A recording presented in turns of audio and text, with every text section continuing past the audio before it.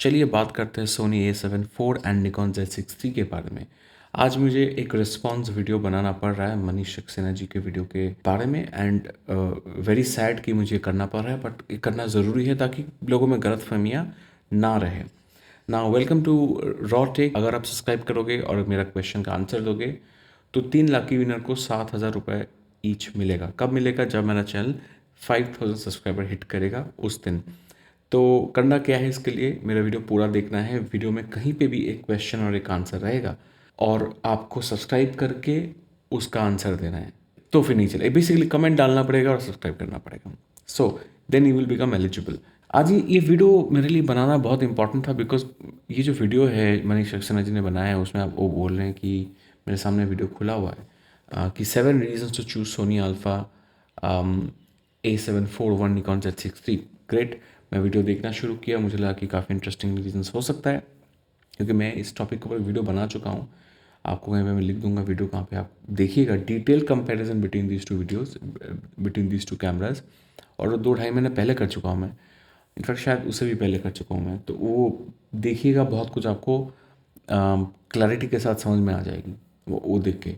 Now उनका जो पहला रीज़न है वो ये है। मैं दोस्तों, किसी भी ब्रांड को ऊपर नीचे दिखाना हमारा कोई वैसा मकसद नहीं है और निकॉन Z6 III जितना भी मैंने अभी तक टेस्ट किया है बहुत ही अच्छे से परफॉर्म कर रहा है और कुछ लोगों के लिए वो कैमरा ही बेटर रहेगा। बट जैसा मैंने बताया, ओवरऑल मेरी क्या पर्सपेक्टिव निकल के आया दोनों को इस्तेमाल करने के बाद। लेकिन अगर चीज़ अगर प्रेजेंटेशन में ऐसा लगे कि फैक्ट जो है फैक्ट के थोड़ा आसपास, मतलब सच्चाई को थोड़ा यूज़ किया जा रहा है लेकिन जो बोला जा रहा है वो कम्प्लीटली सच नहीं है ना? तो फिर वो सुन के लगता नहीं कि ये इसके पीछे कोई इंटेंशन नहीं है, इसके पीछे किसी ब्रांड को ऊपर रखना नीचे रखने का इंटेंशन नहीं है। लेकिन आगे जाके जैसे मैंने वीडियो में देखा चीज़ वो नहीं था। मैं बोलूँगा मेरा वीडियो का नाम होगा 8 reasons to not buy A7 IV। अगर वो बोल रहे कि 9 रीज़न A7 IV क्यों खरीदना चाहिए, मैं वो जो 9 रीजन्स मैं जो वो दे रहे हैं उनमें से 8 तो रीज़न इसलिए है कि उसके लिए नहीं खरीदना चाहिए। मैं आपको बताता हूँ कैसे। सेंसर रिजोल्यूशन, अब देखिए सेंसर रिजोल्यूशन जो है वो काफ़ी इंपॉर्टेंट हो जाता है अगर आप प्रो लेवल पे फोटोग्राफी करते हो। तो यहाँ पर जो है निकॉन Z6 III, क्योंकि I agree, sensor resolution important है एंड ये एक only single and only point है इस पूरा वीडियो में जो जिसके साथ मैं सहमत हूँ। A7 IV में 33 मेगापिक्सल्स का रेजोल्यूशन है, Z6 III में 24.5 मेगापिक्सल्स का सेंसर है और A7 III जो कि इतना लेजेंडरी कैमरा है 24 मेगापिक्सल्स है। उसको लोग को तो कभी किसी ने प्रॉब्लम नहीं किया, उसने तो कभी बोला नहीं कि यार भाई मेरा इसमें मेगापिक्सल्स कम है। वो कंप्लेन कभी भी नहीं था। वो वीडियो में और ज़्यादा कैपेबिलिटी चाहिए था, इसलिए सोनी A7 IV आया और उसमें काफ़ी कुछ है। When it comes to 33 megapixel से वो एक स्वीट स्पॉट है। ऐसा नहीं कि 40+ मेगापिक्सल से 60 है, 50 है, जहाँ पे फाइल्स बहुत हैवी बनना शुरू हो जाता है। 33 मेगापिक्सल से 24 से थोड़ा सा ऊपर है। आपको अगर 24 मेगापिक्सल्स के 20 मेगापिक्सल्स का फाइनल रेजोल्यूशन चाहिए तो क्रॉप करने के बाद आप जब छोटा हो जाएगा इमेज फिर भी आपको 20 समथिंग मेगापिक्सल्स मिलेगा। मिड रेंज का जो मेगापिक्सल्स का जो स्ट्रेटजी सोनी ने अपनाया है A7 IV के लिए वो बहुत अच्छा है। और मैं भी बोलूँ, मैं भी चाहता था कि Z6 III 33 या 30 समथिंग मेगापिक्सल के साथ आए। अब नेक्स्ट पॉइंट सुनते हैं। Number 2, number of focus points. अब देखिए निकॉन Z6 III में आपको मिल रहे हैं ओनली 299 फोकस पॉइंट्स, जबकि सोनी A7 Mark IV में आपको मिल रहे हैं पूरे 759 फोकस पॉइंट्स। तो यहाँ पर काफ़ी बड़ा गैप है, ऑलमोस्ट 460 आपको यहाँ पर या 462 आपको फोकस पॉइंट यहाँ ज़्यादा मिल रहे हैं। ये मैटर ही नहीं करता है। Z6 III में 299 या थ्री ऑलमोस्ट 300 299 फोकस पॉइंट्स है। A7 IV में 759 759 फोकस पॉइंट्स है। ये मैटर नहीं करता है। क्यों नहीं मैटर करते, मैं आपको वो समझाता हूँ। आप जब फोकस करते हो कोई भी इस कैमरा से, आप क्या सिंगल फोकस पॉइंट से मूव करते हो? नहीं करते हो। ये जो फोकस पॉइंट्स हमें बोला जाता है वो सिलेक्टेबल फोकस पॉइंट्स है। उसका मतलब के क्या है? आप जब ऑटो फोकस सिंगल में शूट करोगे, कंटिन्यूस ऑटो फोकस में नहीं, आप जब ऑटो फोकस सिंगल में शूट करोगे तब आप जब कर्सर से जैसे आप एक-एक करके जब फोकस पॉइंट को मूव करोगे ना, वहाँ पे आप सोनी में 700 साढ़े 700 फोकस पॉइंट्स के बीच में आप घूम सकते हो मैन्युअली, राइट? और निकॉन में आप 299 ऑलमोस्ट 300 फोकस पॉइंट्स के बीच में आप घूम सकते हो मैन्युअली। ये मैन्युअल सिलेक्टेबल फोकस पॉइंट्स है। इसके साथ एक्चुअल जैसे ऑटो फोकस यूज होता है, ऑटो फोकस कंटिन्यूअस, इससे auto focus power, auto focus ability का कोई कनेक्शन नहीं है। बिकॉज इन ये जो यहाँ पे बहुत इंपॉर्टेंट है, मिररलेस कैमरा में फोकसिंग होता क्या है ये समझना, और ये डिटेल में आपको दूंगा, तभी आपको जो मैं बोल रहा हूँ उसका रीजनिंग आपको समझ में आएगा। डीएसएलआर में होता क्या था, सेंसर में ऑटो फोकस नहीं होता था, एक अलग प्रोसेसर, अलग चिप होती थी, लेंस से मिरर के थ्रू एक ऊपर मिरर होता था, मिरर में एक लाइट जाती थी, वापस आता वो लाइट हिट करता एक स्पेसिफिक ऑटो फोकस सेंसर के ऊपर, जो कि कैमरा का रेजोल्यूशन वाली सेंसर नहीं है। वो अलग, वो ऑटो फोकस के लिए अलग सेंसर था कैमरे के नीचे, और उसके लिए अलग प्रोसेसर होता था। और वो auto focus sensor auto focus processor के साथ एक साथ फोकस करता था, लेंस को बताता कि भाई लेंस का फोकसिंग एलिमेंट को आगे पीछे करके यहाँ पे रोको, क्योंकि यहाँ पे सब्जेक्ट है तो यहाँ पे फोकस आएगा। जो ये पूरा काम है अभी वो अलग से प्रोसेसर नहीं है, अलग से मिरर नहीं है, अलग से एक आपका सेंसर नहीं है ऑटो फोकस के लिए। सारी चीज आपके सेंसर्स के ऊपर ही है। ये जो सेंसर्स है ना, ये सोनी A7 IV है, सोनी A7 IV के ऊपर ये जो सेंसर है, इस सेंसर के को आप अगर माइक्रोस्कोप के अंदर डालोगे तो आपको बहुत छोटे छोटे टाइनी टाइनी गोल गोल मिरर दिखेगा, कांच दिखेगा। सेंसर के ऊपर एक लेयर बनता है, उस माइक्रो लेंस बोलते हैं उसको। और इस सेंसर के ऊपर हर एक माइक्रो लेंस फोकसिंग के लिए कैमरा को बताता है कि सब्जेक्ट कितना दूर है, कितना पीछे है।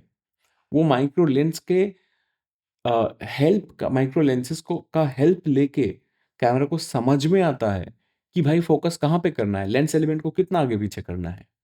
ये जो चीज है, ये दोनों सेंसर में सेम इक्वल अमाउंट होगा, बिकॉज ये पूरा सेंसर के फुल बॉडी के ऊपर ऐसे मिलियंस ऑफ छोटे छोटे माइक्रो लेंसेस हैं। मिलियंस, कुछ 100 नहीं, कुछ हजार नहीं, मिलियंस माइक्रो, टाइनी माइक्रोस्कोपिक। आपको मैग्नीफाइंग माइक्रोस्कोपिक लेंस के थ्रू देखना पड़ेगा उसको देखने के लिए। आप कभी भी सेंसर डिजाइन को आप गूगल करना, वहां पे आपको दिख जाएगा कि माइक्रो लेंस होता क्या है सेंसर के ऊपर, ठीक है, उससे फोकसिंग होती है। तो ये जो फोकस पॉइंट है इसके साथ उसका कोई कनेक्शन ही नहीं है फोकसिंग का।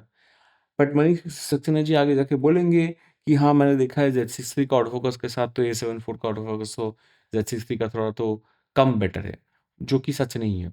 ठीक है, और इसके साथ कोई कनेक्शन नहीं है फोकस पॉइंट कितने सारे नंबर्स का है। बहुत सारे कैनन शूटर शूटर भी बोलते हैं ओ भाई मेरा 1000 समथिंग फोकस पॉइंट्स है, वो मैन्युअली सिलेक्टेबल फोकस पॉइंट्स है, उसके साथ कंटिन्यूअस ऑटो फोकस का कोई कनेक्शन नहीं है। आगे देखते हैं। 3 बैटरी लाइफ। अब सिंगल चार्ज के अंदर जब मैं टेस्ट कर रहा था तो यहाँ पर सोनी A7 Mark IV ने करीब 570 to 600 शॉट्स दिए सिंगल चार्ज में, जबकि निकॉन Z6 III का जो परफॉर्मेंस था वो लगभग 380 शॉट्स तक ही था। तो यहाँ ये उन्होंने झूठ बोला कि जब मैं शूट कर रहा था सिंगल चार्ज में, जब मैं टेस्ट कर रहा था, ये जो नंबर्स है ना 570 to 600 शॉट्स देता है सोनी A7 IV एक बैटरी के साथ, फुल बैटरी के साथ, और निकॉन Z6 III 380 शॉट्स देता है एक सिंगल फुल बैटरी के साथ। ये सीपा रेटिंग का टेस्टेड, ये ब्रोशर में लिखा रहता है। Z6 III में तो मैं पूरा आधा दिन शूट करता हूँ, फुल डे शूट कर लेता हूँ, Z8 में शूट कर लेता हूँ फुल डे। Z6 III में तो आराम से बता रहा हूँ, आप कोई वर्क डे में जाओगे, वेडिंग वेडिंग कोई इवेंट शूट करने जाओगे, आप 2,500-3,000 शॉट तो ऐसे ही ले लोगे, उसमें कोई प्रॉब्लम नहीं है। जो 380 शॉट्स जो Z6 III के लिए बोला जा रहा है, वो उन लोगों का बहुत ही कंट्रोल्ड एनवायरनमेंट में टेस्ट होता है, और उनका बहुत सारे रूल्स होते हैं, उसको बोलते हैं सीपा रेटिंग। और सीपा रेटिंग में उनको रेटिंग बोला जाता है, और सीपा रेटिंग के थ्रू ये पता एक कंपनीज को डिस्क्लोज करना पड़ता है कि एक टेस्ट कंडीशन में कितना शॉट मिलेगा। वो टेस्ट कंडीशन में, आपके और मेरे रियल वर्ल्ड यूज कंडीशन में नहीं। जैसे गाड़ियों में बोलता है ना, यहाँ पे उल्टा है बेसिकली, गाड़ियों में बोलता है कि देखो ये आप चलाओगे प्रति लीटर आपको 25 किलोमीटर मिलेगा, मारुति का कोई गाड़ी में ऐड दिखा देगा, चलाने जाओगे तो आपको मिलेगा 15। यहाँ पे उल्टा है, यहाँ का जो टेस्टिंग है, सीपा रेटिंग जो दिया जाता है बहुत कंजर्वेटिव है, वो नंबर्स हमेशा लो होता है।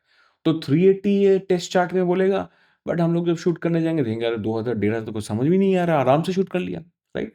सोनी का जो करंट बैटरी है, जो फुल फ्रेम बैटरी है, उसमें लिखा है कि इसमें 2280 mAh है।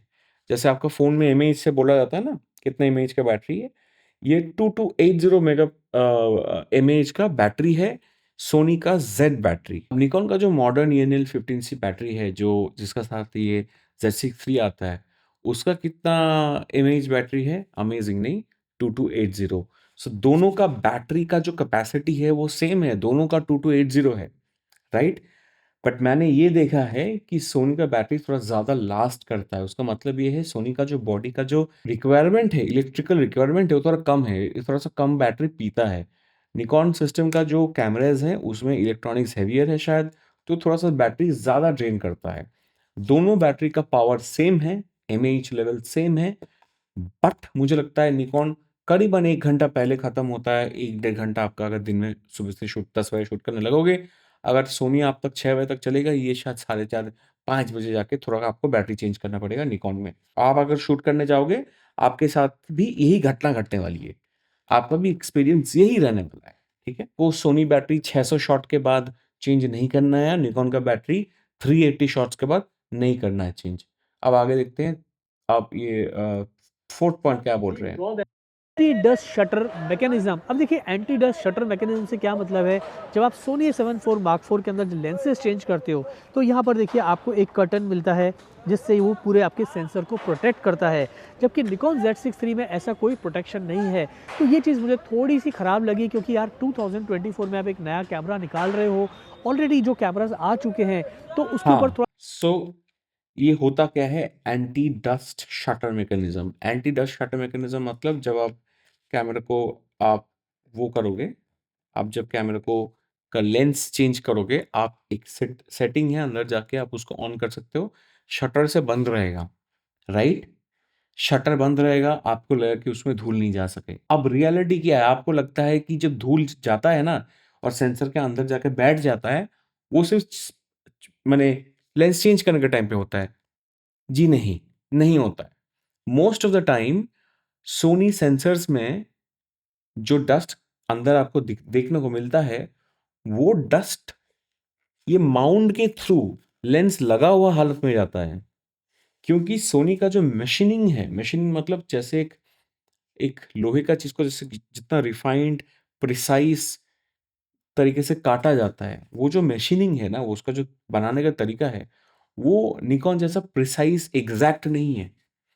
तो क्या होता है, ये लेंस और माउंट के बीच में माइक्रो छोटे-छोटे माइक्रो गैप्स है, जिसके थ्रू मैंने देखा है सोनी के बॉडी सेंसर के ऊपर मैं लेंस चेंज भी ना करूँ, तो भी अंदर जाके डस्ट बह जाएगा। आप सोनी का कोई एक कैमरा लो, लेके ना 3 दिन एक सफारी में घूम के आओ, लेंस चेंज मत करना। खोलना नहीं लेंस को, बॉडी से अलग मत करना। और वापस आके आप देखोगे लेंस को खोलोगे, तो देखना कि सेंसर के ऊपर थोड़ा आपको डस्ट मिलेगा। यही चीज़ आप निकॉन में करोगे, नहीं मिलेगा। क्यों नहीं मिलेगा? क्योंकि निकॉन का जो मशीनिंग है माउंट का, वो बहुत वेल बिल्ट है। बहुत वेल्ड माने मैकेनिकल जो ये जो इंजीनियरिंग का काम है ना, वो बहुत प्रिसाइज़ है निकॉन का। देयरफॉर इसमें वो डस्ट घुसने वाली चीज़ें नॉर्मल सिचुएशन में नहीं हो। Z8 में एक शील्ड आता है। जैसे ही आप कैमरा को बंद करोगे, वो शील्ड नीचे हो जाएगा। वो शटर नहीं है, वो एक मोटा-सा पर्दा है और वो मोटा-सा पर्दा को पर्दा आपका सेंसर को प्रोटेक्ट करेगा Z8 में, Z9 में। प्रॉब्लम ये है कि वो शटर की तरह पतला नहीं है। शटर फेदरल लाइक चीज़ होती है।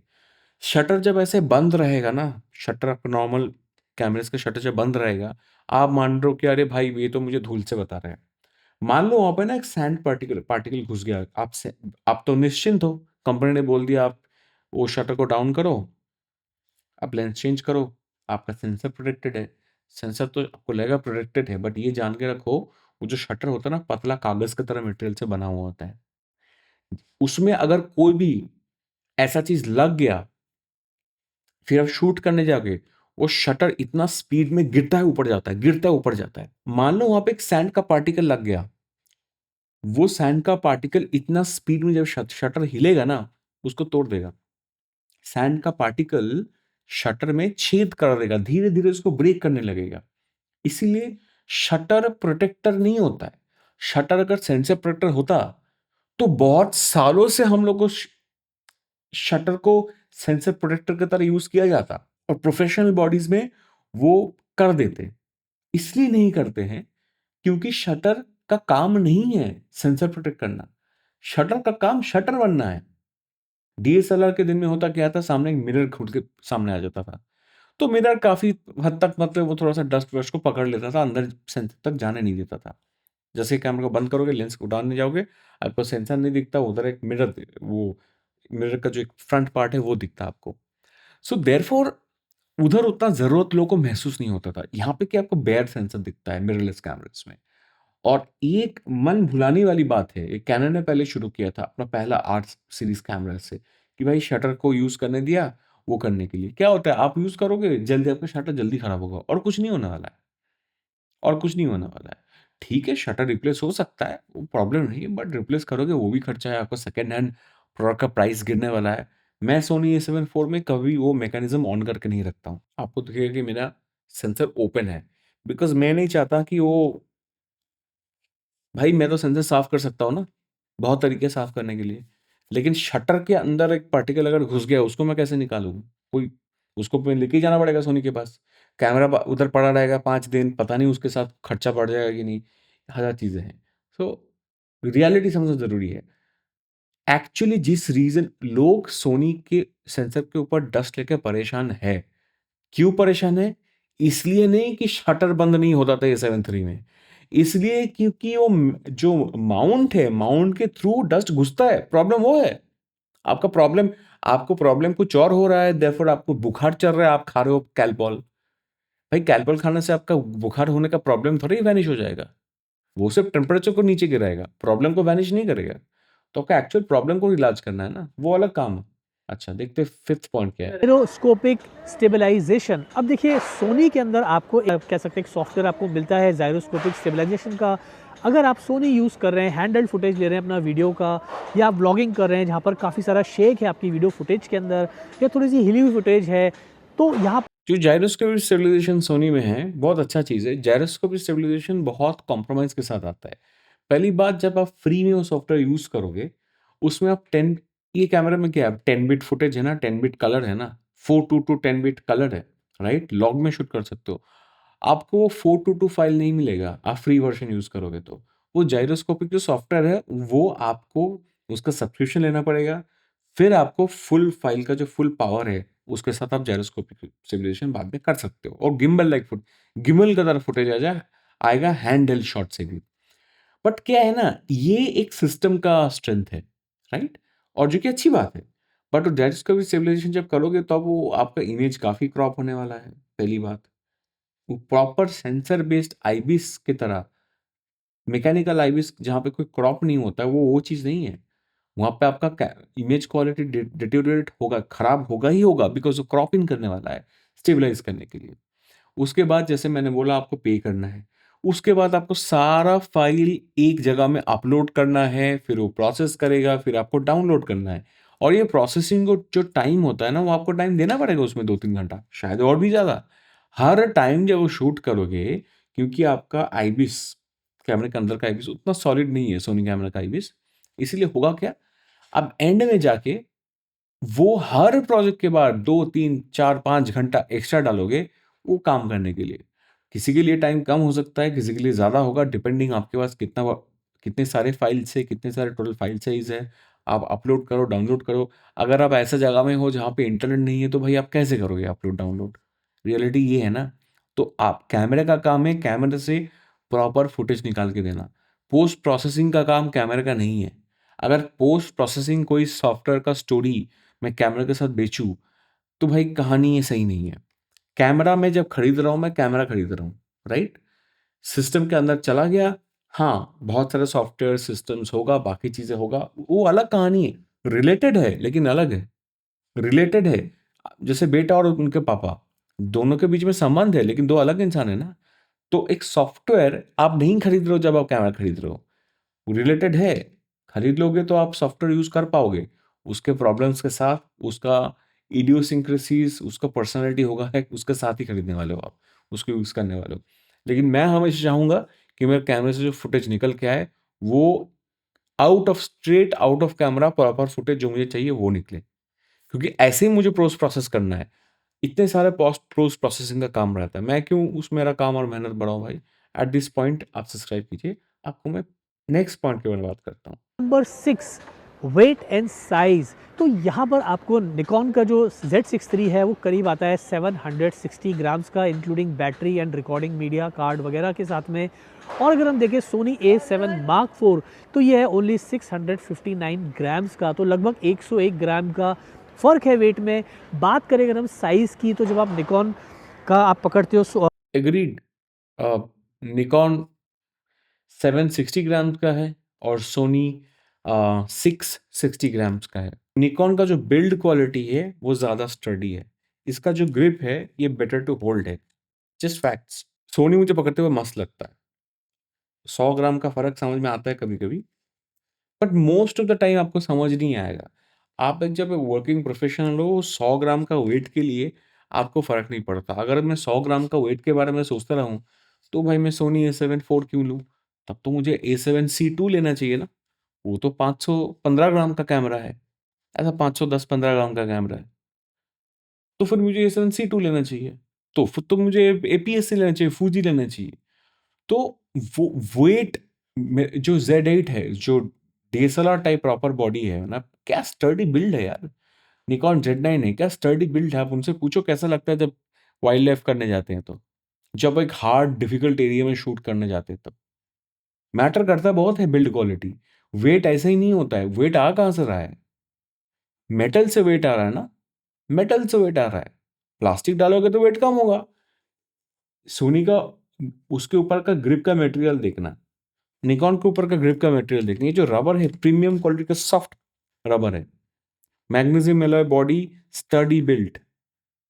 सोनी का सेम नहीं है, इसका रबर उतना प्रीमियम लगता ही नहीं है। तो ये सारे रियलिटी समझना पड़ेगा कि 100 ग्राम वेट कहाँ पे जा रहा है, उसके बारे में सोचना। मैंने मारुति टाइप पॉलिसी मत अपनाओ, ठीक है ना। वो वॉक्सवैगन की तरह देखो कि भाई उसका जो मेटल है वो मोटा होगा, वो हैवी होना है। इंडिया भाई, यहाँ पे हम लोग ना थोड़ा सा गरीब देश है। ऐसा नहीं कि कैमरा खरीद लिया 2 दिन बाद टूट गया फिर से खरीद लिया, ऐसा नहीं होता है ना। आप लोग एक सॉलिडली बिल्ट चीज लो, जो जिसके लिए आपको सोचना ना पड़े। इस देश में बहुत धूल है, वेदर हार्श है, हीट में 50 डिग्री आता है, ठंड में 2 डिग्री में नीचे आ जाता है। हाँ, इतना डिफिकल्ट कंडीशन में हम लोग रहते हैं, और ऐसा नहीं कि वेस्ट करने के लिए पैसा है हमारे पास। तो चले गया 100 ग्राम, लेकिन बेटर बिल्ड क्वालिटी होना चाहिए। पॉइंट ये है। कुछ दिन पहले मेरे यहाँ पे सोनी का क्या हुआ था, यहाँ पे हॉट शू में मेरा गोडॉक्स का ट्रिगर अटक गया था। ऐसा वो ट्रिगर बनाते हैं गोडॉक्स वाले सोनी के लिए, और सोनी का हॉट शू A7 IV का ऐसे इतना टाइट बन जाता है यार, उसका ट्रिगर लगाने के बाद खोलना मुश्किल होता है। टूट गया, टूट गया। अब निकॉन में लगाओ, आराम से घुसेगा, टाइट होगा, आराम खोलो, आराम से निकालो, नो प्रॉब्लम। जो ओवरऑल जो बिल्ड का जो इंजीनियरिंग की बात मैं कर रहा था ना, कितना अच्छा वेल इंजीनियर्ड प्रोडक्ट है, बहुत मैटर करता है यार। 100 ग्राम लेके मत सोचो। नंबर 7, सोनी A7 IV के अंदर आपको मिल जाता है फोकस मैपिंग का फीचर। अब फोकस मैपिंग बेसिकली एक ऑल्टरनेट कह सकते हैं कि ऑल्टरनेट मेथड है। जब आप वीडियो शूट करते हो तो आप अच्छे से फोकस कर सकते हो, फोकस पे आपको काफ़ी अच्छा कंट्रोल मिलता है। कहने का मतलब है कि वहाँ पर एक ऑल्टरनेटिव मेथड आपको मिल जाता है Soni A7 IV video setting. मतलब ठीक है, फोकस वाली मैपिंग है, आप कर सकते हो, बट ये कोई रीज़न नहीं है सोनी A7 IV खरीदने का। मैं एक भी इंसान को नहीं जानता हूँ जो एक्चुअली फोकस मैपिंग यूज़ करता है। मैंने एक को नहीं देखा है। अच्छा है, फीचर है, चलो कभी कभी यूज़ आएगा तो आप कर लेना, ग्रेट। पर डिसीजन एक इतना इतना नीश, इतना स्पेसिफिक, इतना स्पेशलाइज्ड फीचर से नहीं लिया जाता है। और मैं क्यों बोल रहा हूँ ये मैटर नहीं करता, क्योंकि ऐसा बहुत सारे और चीज़ें हैं जहाँ पे जो ज़्यादा मैटर करनी चाहिए और उसके बारे में बात होनी चाहिए। तो आगे बढ़ते हैं। या लेंस ब्रीदिंग करेक्शन। तो सोनी A7 IV के अंदर आप लेंस की जो फोकस ब्रीदिंग है उसको आप करेक्ट कर पाते हो, जो जो लेंस इस चीज़ को सपोर्ट करते हैं। बट निकॉन Z6 III में ऐसा कोई भी आपको तरीका नहीं है, ऑप्शन नहीं है। तो अब बेसिकली होता है क्या कि जब आप लेंस कई बार ब्रीथ करता है, जब आप फोकस करते हो, फोकस शिफ्ट होता है सब्जेक्ट से एक से दूसरे की तरफ, तो जो इमेज है वो आपको थोड़ी सी जूम इन एंड आउट जैसी नज़र आती है, जो कि थोड़ी अच्छी नहीं लगती है, जिसे हम कहते हैं कई बार लेंस ब्रीथ करता है। तो यहाँ पर सोनी A7 IV में आप उसे करेक्ट कर सकते हो, बिकॉज उसको वो सपोर्ट करता है। बट ऑब्वियसली उसके लिए वो लेंसेज हैं, वो सपोर्ट करनी चाहिए लेंस ब्रीदिंग को। Lens breathing correction Sony A7 IV में है। इनफैक्ट ये सोनी का पहला कैमरा है। A1 में भी ये फीचर नहीं है, A12 में है। तो ये पहला कैमरा है जिसको 2021 में फोकस ब्रीदिंग कनेक्शन मिला था। बट एक चीज़ पे आप गौर कीजिए, क्या बोला जा रहा है? Focus breathing, lens focus breathing correction, मतलब लेंस फोकस ब्रीथ कर रहा है, इसको कैमरा करेक्ट कर रहा है। तो मेरा पहला क्वेश्चन है, भाई आपका लेंस का फोकस ब्रीदिंग क्यों है? करेक्ट करना क्यों पड़ रहा है? आपका लेंस में फोकस ब्रीथिंग का प्रॉब्लम है क्यों? सारे सोनी लेंसेज में फोकस ब्रीथिंग क्यों है? नया जो 28 टू 70 f2 ढाई पौने 3 लाख का लेंस है, उसमें फोकस ब्रीथिंग नहीं है भी तो बहुत मिनिमल है सोनी का। सोनी का जो माउंट है वो छोटा है, इसलिए सोनी लेंसेज में विनियटिंग और डिस्टॉर्शन ज्यादा होते हैं। ओके, क्योंकि उनको लेंस भी छोटा रखना है, जो कि मुझे बहुत पसंद है। भाई the way, I like Sony का छोटे छोटे लेंसेज में बहुत मस्त लगता है। बट मैं सोचते हुए भी ज़्यादा उसमें पैसा नहीं इसलिए लगाता हूँ कि वो लेंसेज ऑप्टिकली परफेक्ट नहीं है। आप कैनन, निकॉन से, फूजी से कंपेयर करोगे ना, सोनी का लेंस ऑप्टिकली उतना डिस्टॉर्शन फ्री नहीं है, उसमें डिस्टॉर्शंस है, उसमें प्रॉब्लम्स है। और वो करता क्या है, बाद में जाकर डिजिटली करेक्ट कर लेता है। वो लेंस ब्रीदिंग भी सेम इशू है। मैंने आज ये जो वीडियो बनाया है, ये इतने सारे लेंस को ना, निकॉन का लेंसेज ये सारे को मैंने निकाल के सामने रखा। ये 7200 है, ये है आपका 85 1.8, ये है कौन सा वाला भाई, ये है 35, ये 24-70 f4 किट लेंस का आता है फुल फ्रेम कैमरा, ये 50 1.8, ये 85 1.2, ये 40 है, ये ये 28 2.8 है, और ये है 40 ये जितने सारे लेंसेज है ना, और भी निकॉन का लेंसेज है मेरे पास, ये जितने सारे लेंसेज है, ये सिर्फ 85 1.8 में होता है फोकस ब्रीदिंग, और 85 1.2 में थोड़ा होता है फोकस ब्रीदिंग। बहुत ज्यादा नहीं होता है, मिनिमल होता है, कम। राइट, मैक्रो लेंसेज में ये, इसमें मैक्रो लेंस लगा हुआ है, सारे मैक्रो लेंस में फोकस ब्रीदिंग नेचुरल है, तो इसमें भी फोकस ब्रीदिंग है।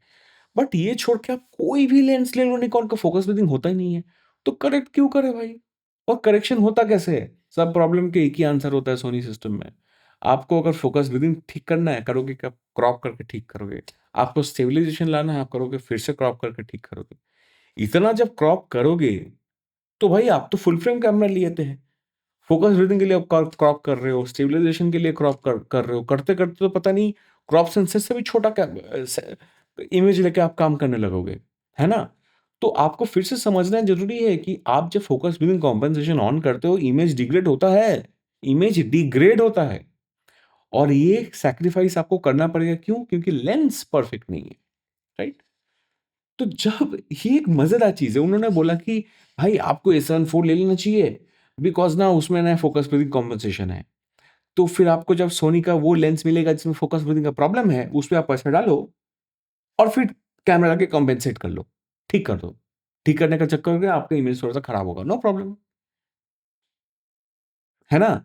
तो सोनी तो ये मान के चल रहा है, मैं आपको फुल फ्रेम लेंस बना के बेच रहा हूं। लेंस का जो साइड का जो 20% एरिया है, 20-20-20-20-20, ये जो एरिया है, वहां पे डार्कनेस रहेगी, वहां पे डिस्टॉर्शन रहेगी, लेंस फोकस ब्रीदिंग होगा। तो मतलब वो मान के चल रहा है कि ये जो साइड का जो एरिया है 20-30%, वो तो सैक्रिफाइस करने के लिए बना है भाई। मैंने आप यूज करोगे सोनी का सेंसर का सिर्फ बीच का इतना, तो फिर फुल लेंथ कैमरा क्यों ले रहे हो? तो फिर क्रॉप सेंसर कैमरा लो भाई। तो लास्ट पॉइंट है प्राइस। रेट में सोनी A7 IV आपको मिल जाता है 180 से लेके 1,80,000 से लेके 1,90,000 के बीच में। और अगर हम बात करें निकॉन Z6 III की, तो वो आपको करीब मिलता है 190, यानी कि 1,90,000 से कुछ 2 लाख के बीच में वो कैमरा आ रहा है। कहाँ पे मिलेगी 1,80,000 1,90,000 में कैमरा? मुझे बता देता था, मैं आपको एक बंदे का नंबर दूंगा जहाँ पे आपको बहुत सस्ते में, बहुत अच्छे दाम में Sony A7 IV and Nikon Z6 III दोनों मिल जाएगा। ठीक है, ये जो 180 1.8 1.9 लाख का जो प्राइस बता रहे हैं मनीष जी, ये दिवाली टाइम में एक लिमिटेड टाइम ऑफर था। अब जाके आप चेक कीजिए, सोनी A7 IV का प्राइस है 2,02,000, 2,02,000 या 2,05,000 के आसपास। मैंने जब 2 साल 2.5 साल पहले सोनी A7 IV लिया था, तो ये मैंने 2,10,000 में लिया था, मतलब 7,000 कम हुआ है। Z6 III का प्राइस अभी शायद इस टाइम पे 1.93 है, मतलब 1,90,000 से थोड़ा सा ऊपर होगा। Even at this point Sony A7 IV Z6 से ज़्यादा महंगा है। वेक अप, मैं क्या बताऊं। सो ये बोल रहा हूँ, ये बोलते हैं ना कि एक ब्रांड को ऊपर दिखाएंगे एक ब्रांड को नीचे दिखाएंगे, ये मेरा इंटेंशन नहीं है। अगर इंटेंशन नहीं होता भाई तो ऐसा बात कैसे बोल लेते आप। मेरा एक क्वेश्चन है, अगर आपको जानना है कि एक्चुअल कंपैरिजन इन दोनों में कैसे किया जा सकता है, एक्चुअली में इन दोनों में स्ट्रेंथ वीकनेसेस क्या है, मेरे चैनल में एक वीडियो है, आप बस टाइप कीजिए आपको दिख जाएगा। नहीं तो चैनल के अंदर चले जाइए, वीडियो सर्च कीजिए, आपको दिख जाएगा। इस चैनल का शायद पहला वीडियो है, ऑलरेडी 8,500 लोग देख चुके हैं उसको। अब देखिए उसमें डिटेल्ड कंपैरिजन है वीडियो का, ऑटो फोकस का, फोटोज का। आपको मैं 2-3 चीज़ और बोलता हूँ। सोनी का जो सेंसर है ना वो स्लो सेंसर है, हाई रेजोल्यूशन तो है लेकिन स्लो है। निकॉन का नहीं है। निकॉन का आप साइलेंट शूट कर सकते हो और आप जब फ्लैश शूट करोगे मैकेनिकल शटर यूज़ कर लो, आपको दोनों मिलेगा। आपको बर्डिंग करना है, वाइल्ड लाइफ करना है, जहाँ पे साइलेंट चाहिए ना, ये कहीं पे भी आपको साइलेंट शूटिंग चाहिए, आप साइलेंट शटर शूट कर लो, डिस्टॉर्शन नहीं है, बहुत मिनिमम डिस्टॉर्शन है।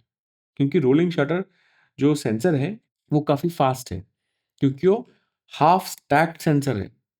लेकिन सोनी का जो सेंसर है वो फुली रोलिंग शटर शटर है, स्टैक सेंसर नहीं है और वो स्लो है। लेकिन सोनी सेंसर में डायनामिक रेंज निकॉन सेंसर से इस बार थोड़ा सा ज़्यादा है।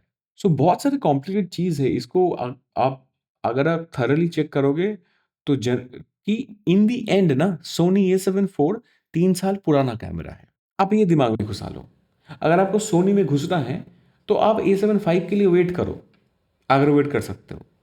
अगर वेट नहीं कर सकते हो तो आप Z6 III को कंसिडर करो। R62 में मत जाना, बिकॉज उतना अच्छा कैमरा नहीं है। बहुत डिटेल डिस्कशन है, मैं नहीं करने वाला हूँ इस वीडियो में, बाद में करूँगा। Z6 III लेना इसलिए फ़ायदेमंद है क्योंकि जस्ट लाइक सोनी, निकॉन के भी बहुत सारे थर्ड पार्टी लेंसेज मिलता है। टैमरॉन एंड स्पेशली टैमरॉन विल्ट्रॉक्स में बहुत अच्छे अच्छे लेंसेज मिलते हैं, ठीक है।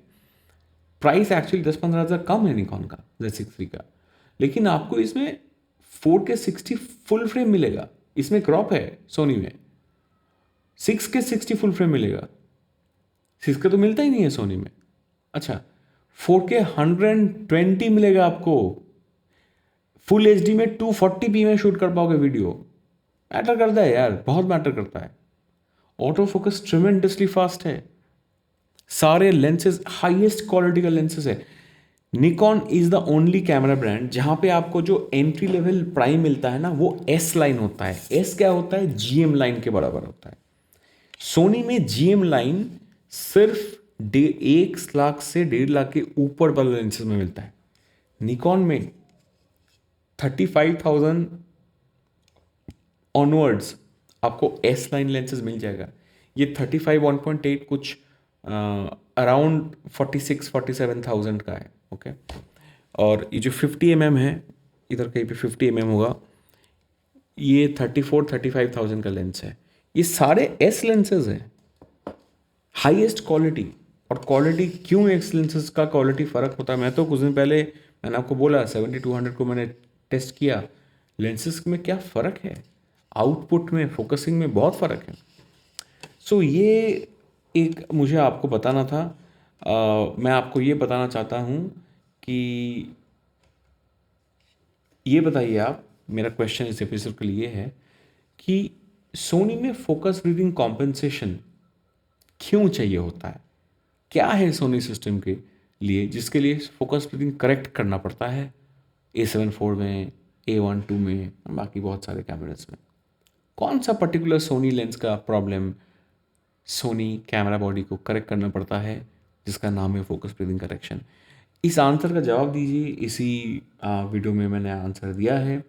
और सब्सक्राइब कीजिए, जैसे मैंने आपको बोला उस कॉन्टेस्ट में आप जीत सकते हो। जैसे ही 5,000 हो जाएगा ये चैनल जल्दी बढ़ेगा, आप भी सब्सक्राइब कीजिए, इस स्टोरी का हिस्सा बनिए। आपसे फिर मिलते हैं सून।